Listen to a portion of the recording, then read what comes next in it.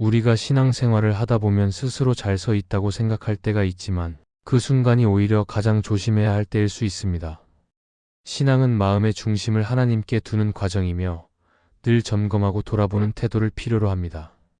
그래서 신앙이 익숙해질수록 오히려 내 모습을 더 깊이 살펴야 하고 하나님께서 원하시는 방향과 내 삶이 맞닿아 있는지 자주 확인해야 합니다. 믿음은 한번 단단해졌다고 끝나는 것이 아니라 날마다 하나님 앞에서 다시 세워져야 건강하게 유지됩니다. 신앙이 흔들릴 때만 위험한 것이 아니라 아무 문제 없다고 느끼는 순간에도 보이지 않는 위험이 찾아올 수 있기 때문에 더욱 섬세하게 돌아볼 필요가 있습니다. 우리의 신앙이 하나님 뜻과 멀어지기 시작하는 순간은 소리 없이 다가오며 그때 기도와 말씀, 순종이 흐려지면 방향을 잃기 쉽습니다. 그래서 오늘은 내가 하나님의 뜻대로 살고 있다고 확신하면서도 정작 중요한 부분을 놓치고 있는 것은 아닌지 돌아보려 합니다. 첫째, 자기 점검을 멈춘 신앙은 위험합니다. 신앙은 시간이 지나면 자연스럽게 깊어지는 것처럼 보이지만 실제로는 계속 점검하고 돌아볼 때에만 건강하게 자랄 수 있습니다. 그래서 신앙생활이 익숙해질수록 오히려 더 섬세하게 자신을 살펴야 하는데 마음이 익숙함에 머물기 시작하면 스스로 괜찮다고 생각하는 순간이 찾아오고 그때부터 신앙은 조용히 약해지기 시작합니다. 처음에는 멀쩡해 보이지만 점검을 멈춘 신앙은 어느새 방향을 잃고 마음의 중심도 서서히 흐려질 수 있습니다. 그래서 신앙이 오래되었다고 해서 견고한 것이 아니라 하나님 앞에서 오늘의 마음을 점검하고 있는지가 신앙의 건강을 결정합니다. 우리는 일상을 살아가며 많은 일들을 감당하게 되고 마음이 바쁘고 지칠 때가 많습니다. 그래서 신앙을 돌아보는 시간이 자연스럽게 줄어들고 기도나 말씀에 마음을 두는 일이 소홀해질 때도 있습니다. 이런 시간이 쌓이면 신앙은 여전히 잘 유지되고 있다고 생각하면서도 실제로는 천천히 약해지는 과정 속에 들어가게 됩니다. 하나님께 드리는 마음이 옅어지는 작은 신호들이 나타나는데 점검하지 않으면 그 신호들을 알아채지 못하고 그대로 지나치게 됩니다. 이처럼 신앙이 무너지는 과정은 소리 없이 진행되기 때문에 자기 점검은 반드시 필요한 과정입니다. 마음을 멈추고 자신의 상태를 바라보려는 태도만으로도 신앙은 다시 방향을 찾을 수 있습니다. 성경에는 마음을 점검하지 않을 때 신앙이 어떻게 흔들리는지 보여주는 이야기가 있습니다. 사울은 처음에 겸손한 마음으로 부르심을 받았고 하나님께서 맡기신 역할을 소중하게 여기며 출발했습니다. 그러나 시간이 흘러도 자신의 마음을 돌보지 않자 어느 순간부터 하나님께서 주시는 음성보다 자신의 판단을 앞세우기 시작했습니다. 그는 겉으로는 왕의 자리를 지키고 있었지만 마음은 이미 하나님께서 원하시는 자리에서 멀어지고 있었습니다. 그의 변화는 갑작스럽게 일어난 것이 아니라 작은 순간들에서 자기 점검을 놓친 결과였습니다. 마음이 하나님께 머물지 않으면 겉모습은 여전히 신앙인처럼 보여도 중심은 흔들릴 수 있다는 사실을 자연스럽게 보여주는 장면입니다. 우리가 신앙을 돌아본다는 것은 자신을 비난하거나 스스로를 낮추기 위해서가 아니라 하나님께 마음을 다시 향하게 하기 위한 과정입니다. 그래서 자기 점검은 신앙을 회복시키는 시간이 되고 하나님께서 주시는 은혜가 다시 마음에 들어오는 길이 됩니다. 신앙의 위험은 크게 흔들릴 때만 찾아오는 것이 아니라 아무 문제 없다고 느끼는 순간에도 조용히 다가옵니다. 그래서 오늘의 마음이 하나님께 향하고 있는지, 순종의 자리에 서 있는지, 말씀을 따라 살아가고 있는지를 돌아보는 시간이 반드시 필요합니다. 돌아보는 마음이 있을 때 신앙은 다시 깨어나고 하나님께서 주시는 감동도 자연스럽게 흘러들어오게 됩니다. 우리가 스스로를 돌아보지 않으면 마음은 어느새 굳어지고 은혜에 대한 민감함도 약해집니다. 그러면 하나님께서 말씀하시는 작은 울림을 듣기 어려워지고 신앙은 형식만 남게 됩니다. 그러나 자기 점검이 있는 사람은 다시 일어설 수 있는 힘을 얻게 되고 하나님께 마음을 열며 걸어갈 수 있는 은혜를 받습니다. 신앙은 멈추어 서면 약해지고 돌아보는 순간 다시 살아납니다. 그래서 자기 점검을 멈추지 않는다면 신앙은 흔들리지 않고 하나님께서 주시는 은혜 안에서 더욱 성숙한 길을 걸어갈 수 있을 것입니다. 둘째, 감정의 뜨거움만을 신앙의 기준으로 삼으면 위험합니다. 신앙은 마음의 감동과 뜨거움을 통해 하나님을 깊이 경험하는 시간이 될 수 있습니다. 그래서 예배 중에 눈물이 흐르거나 기도하는 동안 마음이 뜨거워지는 경험은 분명 귀한 은혜입니다. 이런 순간들은 하나님께서 우리와 함께 하신다는 사실을 느끼게 하고 마음을 새롭게 하며 삶의 방향을 다시 세우는 힘이 되기도 합니다. 그러나 감정의 뜨거움만을 신앙의 기준으로 삼으면 그 감동이 사라지는 순간 신앙 전체가 흔들릴 위험도 함께 생기게 됩니다. 감정은 일정하지 않고 쉽게 움직이기 때문에 감정에만 기대면 신앙은 흔들리고 하나님과의 관계도 안정적으로 유지되기 어렵습니다. 우리가 살아가는 동안 감정은 자연스럽게 변합니다. 바쁜 하루를 지나면 피곤함이 밀려오고 관계에서 상처를 받으면 마음이 내려앉고 여러 상황이 이어지면 감정의 온도가 낮아질 수 있습니다. 이런 때에는 예배에 앉아 있어도 마음이 잘 움직이지 않고 기도하는 동안에도 감정의 변화가 크지 않을 수 있습니다. 그런데 감정을 신앙의 기준으로 삼는 사람들은 이런 순간을 신앙이 약해졌다고 단정짓고 자신을 불안하게 만들기도 합니다. 그러나 감정이 조용해지는 순간은 신앙이 약해진 것이 아니라 하나님께서 우리의 마음을 더 깊은 자리로 이끄시는 과정일 때가 많습니다. 그래서 감정이 둔해졌다고 해서 하나님께서 멀어지신 것이 아니라는 사실을 기억해야 합니다. 감정적인 반응은 신앙의 한 부분일 뿐 신앙 전체가 될 수 없습니다.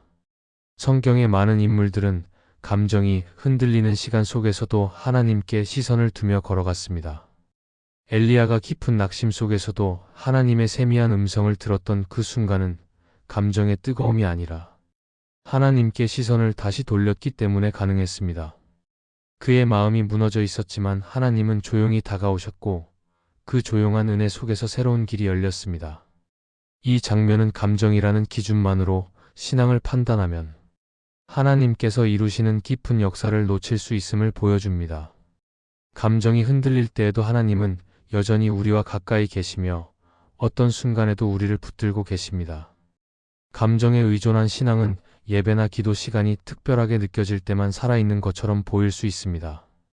그래서 감정의 색깔이 옅어지는 날에는 하나님께 가까이 나아가기 어려워지고 은혜를 느끼지 못한다는 이유로 마음이 쉽게 지칠 수 있습니다. 그러나 신앙의 중심은 감정이 아니라 하나님께 마음을 두는 믿음입니다. 감정이 뜨겁지 않은 날에도 말씀을 읽고 기도하며 하나님의 마음을 구하는 시간이 쌓이면 그 신앙은 더욱 깊어지고 흔들리지 않는 길을 걷게 됩니다. 감정은 신앙을 도와주는 역할을 할 뿐이며 하나님께서 주시는 은혜는 감정보다 더 깊은 자리에서 역사합니다. 우리가 신앙의 길을 걸어갈 때 감정의 변화는 자연스럽게 찾아옵니다. 그래서 감정이 뜨거운 날에는 기쁨과 감사로 하나님께 나아갈 수 있고 감정이 조용한 날에는 하나님께 마음을 묵상하며 천천히 나아갈 수 있습니다. 감정이 움직이지 않는 날에도 하나님은 우리를 향해 동일한 마음을 가지고 계시고 우리의 삶을 인도하고 계십니다. 그래서 감정이 기준이 되지 않도록 마음을 잘 지켜야 합니다. 감정은 귀하지만 신앙을 결정하는 기준이 될 수 없고 그 기준은 언제나 하나님입니다. 감정의 뜨거움만으로 신앙을 판단하면 어려움이 찾아올 때 마음이 흔들리고 하나님께 나아가는 길도 좁아질 수 있습니다.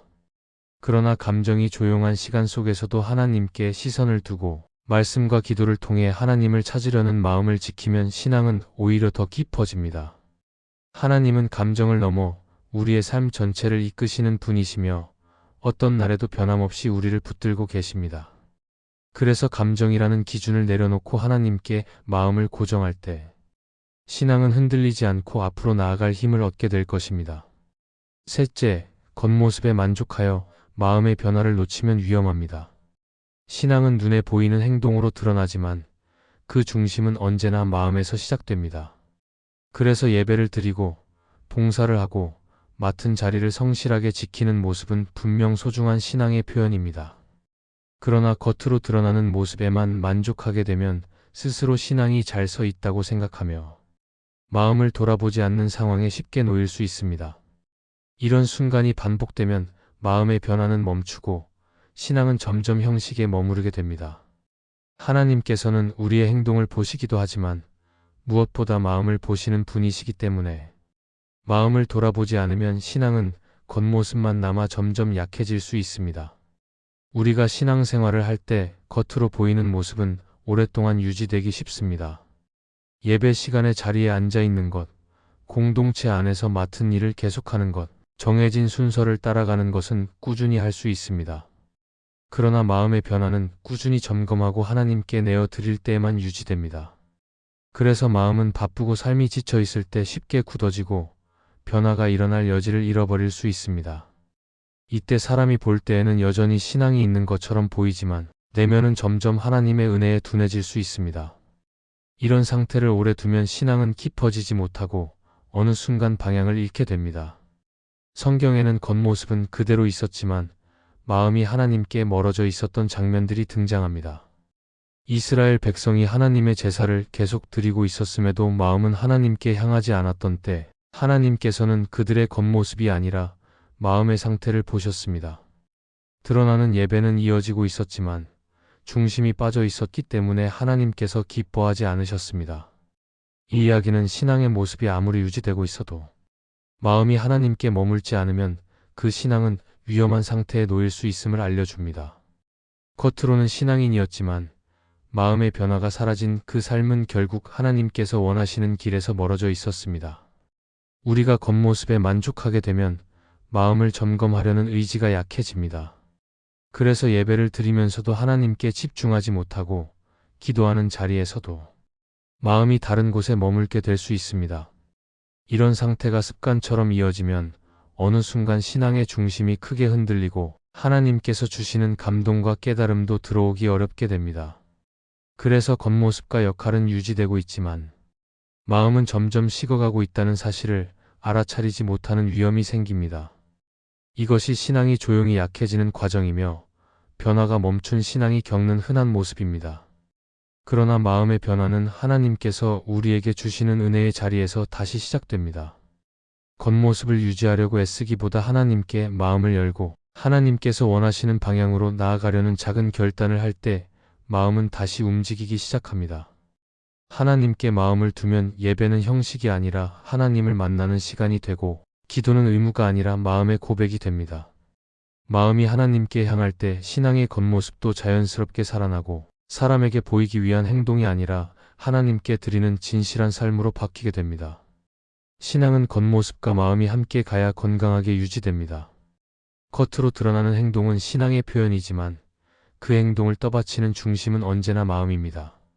그래서 마음을 돌아보는 시간을 잃어버리면 신앙은 어느 순간 형식만 남게 됩니다. 하나님께서는 우리의 마음이 새로워지길 바라시며 그 마음이 변화될 때 신앙도 새 힘을 얻게 됩니다. 마음이 계속해서 변화될 때 신앙은 흔들리지 않고 하나님께서 주시는 은혜 안에서 더 깊은 길을 걸어갈 수 있을 것입니다. 넷째, 말씀보다 경험을 더 신뢰하면 위험합니다. 신앙은 경험을 통해 하나님을 깊이 느끼는 시간이 있고 그 경험이 삶의 방향을 바꾸는 순간도 분명 존재합니다. 그래서 우리는 간증을 들을 때 마음이 뜨거워지고 하나님께서 이루신 일들을 보면서 큰 위로와 힘을 얻기도 합니다. 그러나 경험이 커질수록 조심해야 하는 지점이 있습니다. 경험이 말씀이 차지해야 할 자리를 대신하게 되면 신앙의 중심이 흔들리고 하나님을 바라보는 시선도 쉽게 좁아집니다. 말씀보다 경험을 우선하게 되면 하나님을 나의 방식으로 제한하게 되고 하나님께서 이루실 수 있는 넓은 길을 보지 못하게 됩니다. 그래서 경험은 귀하지만 말씀이라는 토대 위에서 이해될 때만 온전한 신앙이 될 수 있습니다. 우리가 살아가는 동안 다양한 경험이 쌓이기 때문에 경험이 신앙에 영향을 주는 것은 자연스러운 일입니다. 감사의 경험이 쌓이면 감사가 깊어지고 회복의 경험이 쌓이면 하나님께 더 담대하게 나아가게 됩니다. 그러나 경험이 신앙의 기준이 되면 상황이 다르게 흘러갈 때 마음이 불안해지고 하나님에 대한 신뢰도 약해질 수 있습니다. 경험은 언제든지 달라질 수 있고 상황에 따라 흔들릴 수 있기 때문입니다. 그래서 경험이 말씀을 대신하는 순간 신앙은 쉽게 방향을 잃고 하나님께 집중하기보다 상황에 따라 움직이기 쉬운 마음이 됩니다. 말씀은 변하지 않지만 경험은 상황마다 달라지기 때문에 경험을 신앙의 중심에 둘 때 위험이 생기는 것입니다. 팀 켈러는 자신의 책 기도에서 우리의 경험은 때로 은혜를 느끼게 하지만 말씀 없는 경험은 결국 우리의 기준을 강화할 뿐이라고 말합니다. 이 말은 경험이 신앙을 돕는 역할을 할 수 있지만 경험이 신앙의 기준이 될 수는 없다는 사실을 알려줍니다. 하나님께서는 말씀을 통해 우리에게 길을 보여주시고 그 말씀이 우리의 마음을 바로 세우는 기준이 됩니다. 그래서 경험이 아무리 특별해도 말씀이라는 기준을 벗어나면 기도와 신앙의 중심은 쉽게 흐려지고 흔들립니다. 신앙은 말씀이 뿌리가 될 때 안정되고 경험은 그 위에서 이해될 때 더욱 깊은 의미를 가지게 됩니다. 성경에는 경험에만 의지하려 할 때 위험이 찾아왔던 장면이 여러 번 등장합니다. 제자들은 예수님과 함께하며 수많은 놀라운 경험을 했고 그 경험을 통해 예수님의 능력을 깊이 보았습니다. 그러나 풍랑 가운데 배가 흔들리던 순간 그들은 눈앞에서 일어난 어려움 때문에 두려움에 사로잡혔고 지금까지 경험했던 모든 은혜를 잊어버렸습니다. 그들의 경험이 신앙을 붙잡아주지 못한 이유는 경험이 아니라 예수님의 말씀을 붙들어야 했기 때문입니다. 이 장면은 경험이 아무리 크더라도 말씀보다 앞서기 시작하면 마음이 쉽게 흔들린다는 사실을 알려줍니다. 경험은 때로 돌발적인 상황 앞에서 무너지고 말씀만이 흔들리지 않는 기초가 됩니다. 우리도 신앙생활을 하면서 경험을 기준으로 삼고 싶은 순간이 생깁니다. 어떤 기도는 빠르게 응답되었고 어떤 상황에서는 예상치 못한 은혜가 찾아왔기 때문에 그 경험을 기준으로 다른 상황을 판단하려 할 수 있습니다. 그러나 하나님께서 역사하시는 방식은 매 순간 다르고 하나님께서 이루시는 길은 우리의 경험보다 훨씬 크고 깊습니다. 그래서 경험에만 기대면 하나님께서 준비하신 새로운 방법들을 보지 못하고 마음은 점점 좁아질 수 있습니다. 경험이 아니라 말씀이 기준이 될 때 우리는 어떤 상황에서도 흔들리지 않을 수 있고 하나님께서 이루실 일을 기대할 수 있습니다. 말씀보다 경험을 더 신뢰하면 신앙의 중심이 약해지고 하나님께서 주시는 인도하심도 놓치기 쉽습니다. 그러나 말씀을 중심에 두면 경험이 흔들릴 때에도 마음은 안정되고 하나님께 대한 신뢰는 더 깊어집니다. 말씀은 상황이 변해도 변하지 않으며 하나님께서 어떤 마음으로 우리를 이끄시는지 알려주는 기준입니다. 그래서 신앙의 길을 걸어갈 때 경험을 귀하게 여기되 말씀을 기준으로 삼는 태도가 필요합니다. 이런 태도 안에서 하나님은 우리의 마음을 바르게 세우시고 신앙의 방향이 흔들리지 않도록 붙들어 주실 것입니다. 이 말씀이 마음의 은혜가 되셨다면 좋아요와 구독으로 함께 해주세요. 그리고 댓글에 아멘이라고 남겨주시면 하나님의 은혜가 더 많은 사람들에게 전해질 것입니다. 여러분의 삶 위에 하나님의 은혜가 언제나 함께 하시기를 바랍니다. 감사합니다.